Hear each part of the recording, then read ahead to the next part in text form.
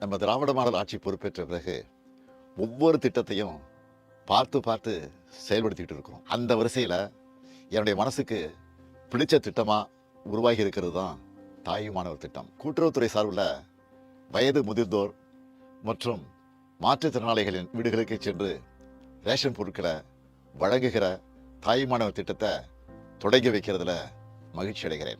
இந்த திட்டத்தை 34,809 நியாய விலைக் கடைகளில் செயல்படுத்த போகிறோம். 70 வயதுக்கு மேற்பட்ட 20,42,657 மூத்த குடிமக்கள், 1,27,797 மாற்றுத்திறனாளிகள்னு 21,70,70,454 பேர் இந்த திட்டத்தால் பயனடைய போகிறாங்க. ஒவ்வொரு மாதமும் 2வது சனிக்கிழமை மற்றும் ஞாயிற்றுக்கிழமைகளில் குடிமைப் பொருட்கள் உங்கள் வீடு தேடி வந்துடும்.